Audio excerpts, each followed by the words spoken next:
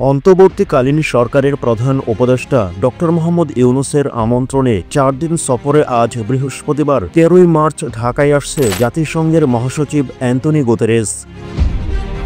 তার এ সফরে রোহিঙ্গা শরণার্থী সংকট অগ্রাধিকার পাবে। অন্যদিকে পররাষ্ট্র মন্ত্রণালয়ের কর্মকর্তারা জানান, বৃহস্পতিবার ১৩ই মার্চ বিকেলে ঢাকায় আসবে জাতিসংঘের মহাসচিব অ্যান্তোনি গুতেরেস। হযরত শাহজালাল আন্তর্জাতিক বিমানবন্দরে মহাসচিবকে স্বাগত জানাবেন পররাষ্ট্র উপদেষ্টা মোহাম্মদ তৌহিদ হোসেন।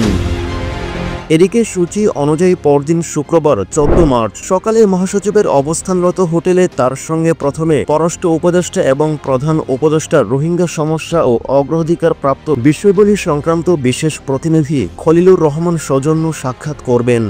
এরপর প্রধান উপদেষ্টা অধ্যাপক ইউনূসের সঙ্গে তার দফতরে বৈঠক করবেন জাতিসংঘ মহাসচিব। বৈঠক শেষে তারা বাংলাদেশ বিমানের একটি ফ্লাইটে একই সঙ্গে কক্সবাজার যাবেন।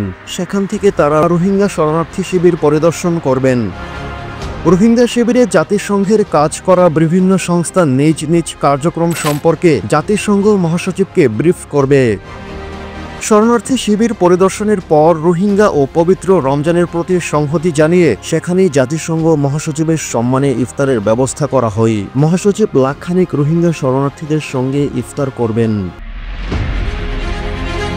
অন্যদিকে রাতে কক্সবাজার থেকে ঢাকার উদ্দেশ্যে রওনা দেবে জাতিসংঘের মহাসচিব ও প্রধান উপদেষ্টা। আগামী শনিবার ১৫ই মার্চ ঢাকায় জাতিসংঘের কার্যালয়ে যাবে মহাসচিব। সেখানে জাতিসংঘের কর্মীদের সঙ্গে মতবিনিময় করবেন তিনি। এরপর দুপুরের হোটেলে ফিরে গোলটেবিলে বৈঠকে যোগ দেবে গুতেরেস। এছাড়া সেখানে বাংলাদেশে যুব সমাজ ও নাগরিক প্রতিনিধিদের সঙ্গে মতবিনিময় করবেন মহাসচিব। এদিন সন্ধ্যায় জাতিসংঘ মহাসচিবের সম্মানে ইফতার ও নৈশভোজের আয়োজন করেন প্রধান উপদেষ্টা অধ্যাপক ডক্টর মোহাম্মদ ইউনূস। রোববার ১৫ই মার্চ সকালে ঢাকা ছেড়ে যাওয়ার কথা জাতিসংঘের মহাসচিবের। প্রসঙ্গত ২০১৮ সালের জুলাই মাসে বাংলাদেশ সফর করেছিলেন জাতিসংঘের মহাসচিব অ্যান্তোনি গুতেরেস।